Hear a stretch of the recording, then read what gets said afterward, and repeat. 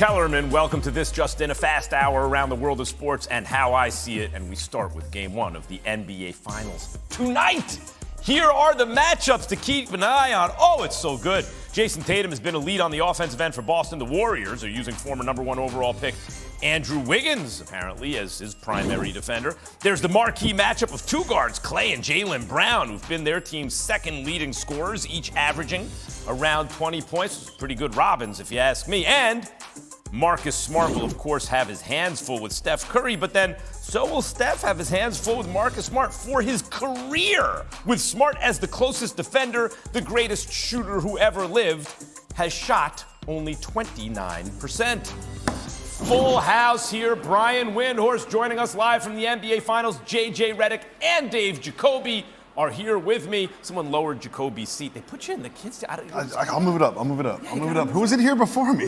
The tallest man in the world was sitting. Who do we have? Amari Stoudemire? That's probably what it was. JJ just. Well, we just ran through some key matchups, right, JJ? Shows off to a great start. Great start. Which one of the key matchups that I so expertly went into will have the greatest effect on this? Look, I think they're all important to this series. The matchup that I'm looking forward to watching the most, though, is this matchup between Jaylen Brown and Klay Thompson. And the reason I say this is because Jaylen Brown is great attacking it one-on-one. Klay Thompson hasn't been the same defender that we saw pre-leg injuries. And on the other side of the basketball, Jaylen Brown, while he can defend, he has a tendency to lack off-ball awareness, and that's really where Klay excels. So I think each of them, while they have strengths on both sides of the ball, can take advantage of each other offensively. Real quick, is that Klay is a high basketball IQ guy. Is that a basketball IQ issue for Jaylen Brown on defense, who's a very, very good defender, or is that a lack of experience? I don't think it's experience, and I don't necessarily think it's a lack of basketball IQ. There is something to be said in terms of pausing and like taking that quarter-second, half-second break when you're off the ball. And what Klay is underrated at is as a cutter.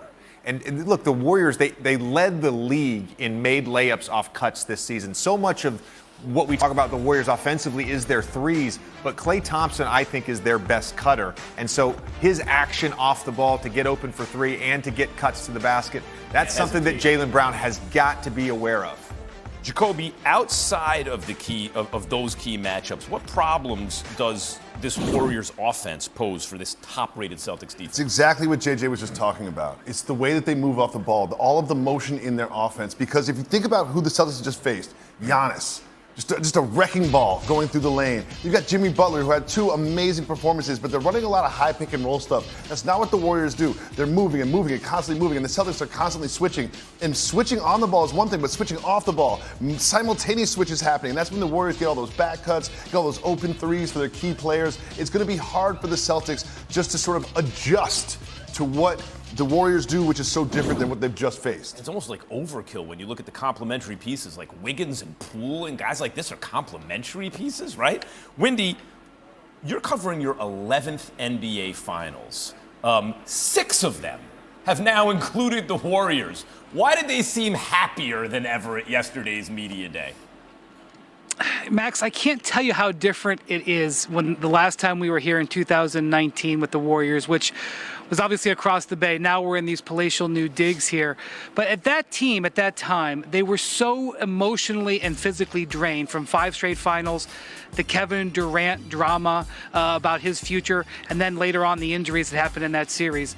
The Warriors team that I encountered yesterday was completely different. They are older. They are much more perspective about their situations here. Draymond Green talked about how it's so different having 19-year-old teammates. Klay Thompson said, I don't feel that old, I'm 32, but then looks down the bench and sees guys that he's 12, 13 years older than, who were playing, when he was a teenager, completely different. He was thinking. And Steph was talking about how he talks to his young teammates about what they do when they go home from practice and how vastly different his day is than theirs. And so that perspective and this appreciation for what they've gone through since they were last year has really given them a real mix of experience, yet, excitement coming into this game. Kendra Andrews reported something I thought that Draymond said yesterday that I thought was so interesting on this show. the Warriors, once upon a time, they had experienced guys on their team who got real minutes and were important, but they weren't their best players. Now, their best players are as experienced in the championship as anyone ever, right? And they have, really high-level, young, athletic, complementary pieces. JJ, what do the Celtics, the much less experienced team under these circumstances, have to address in crunch time in this series? Yeah, just to provide some context, the Celtics were 13-22 in clutch time games in the regular season, and going into Game 7 against the Heat, they were 1-4. Now, they ended up winning that game, but that shouldn't have really been a clutch time game anyways, because their offense completely stagnated down the stretch. I think it comes down to decision making. It's having the ball in the hands of the right players, and it's those players making good decisions. Look, sometimes it's going to be Jason Tatum taking a shot, but if the shot's not there, if the double team comes, if he drives and the second defender is in that gap, he's got to make the right decision, and they've got to take the right shots. Yeah, Jay Will on KJM in the morning convinced me yesterday that Marcus Smart is in fact the most important player in this series, because not only does he have to chase Steph Curry around, but then on the other end, he has to play like a perfect point guard, right? Jacoby, what roles do Andrew Wiggins and Jordan Poole play tonight when presumably so much attention will be on Steph? You just mentioned these two and you call them complementary players, and they sort of are, and that's just the level of talent that the Warriors have, especially on the offensive side of the ball. And we know what these two players can do offensively, but really I think the importance of these two players is going to be on the other side.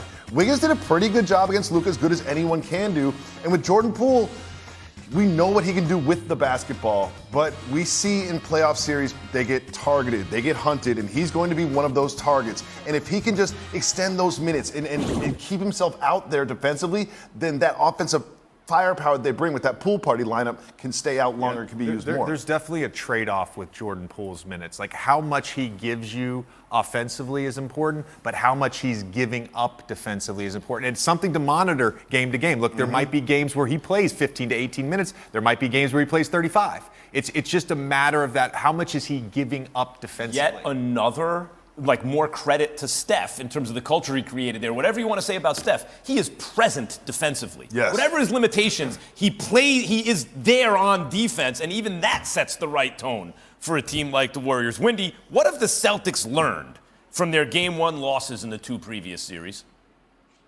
Yeah, they've got to take care of the ball.